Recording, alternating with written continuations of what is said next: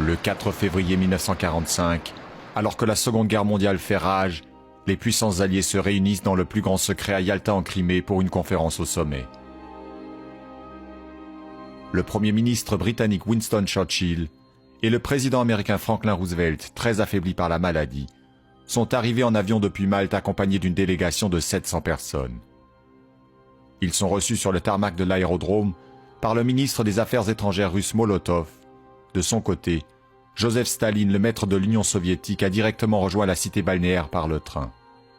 Au palais Livadia, durant une semaine, les trois grands vont négocier le sort de l'Allemagne et du Japon et préparer l'après-guerre. 14 mois auparavant, une première conférence les avait déjà réunis à Téhéran.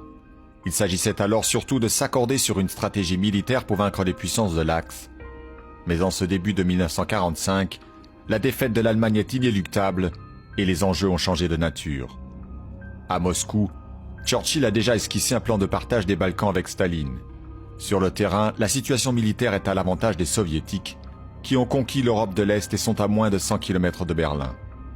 À l'Ouest, par contre, les alliés occidentaux ont subi un revers dans les Ardennes et progressent plus lentement. En Asie, les Japonais résistent aux Américains avec l'énergie du désespoir.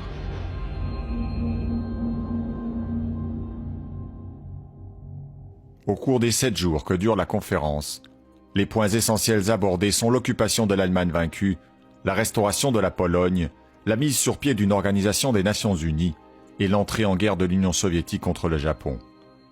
En dépit des divergences sur la question des réparations allemandes, sur la place de la France dans l'occupation du Troisième Reich et sur les frontières polonaises, l'atmosphère reste cordiale. Le 11 février, la dernière séance est levée. Un communiqué de presse informe le monde qu'une conférence internationale s'est déroulée en Crimée. Dans la déclaration finale, les trois grands réaffirment leur volonté d'une capitulation inconditionnelle de l'Allemagne et s'accordent sur son partage en 4 zones d'occupation. Les prétentions de l'Union soviétique sur la Pologne sont satisfaites en contrepartie de son adhésion au projet des Nations Unies et l'engagement d'intervenir contre le Japon après la capitulation allemande. Mais en se contentant de déclarations générales sur l'avenir de l'Europe, la conférence de Yalta entérine les rapports de force établis sur le terrain. Même s'il n'a pas été question d'un partage du monde comme le dénonce le général de Gaulle, à Yalta, les puissances alliées consacrent de fait des zones d'influence et le glacis territorial et politique qui conduiront à la guerre froide.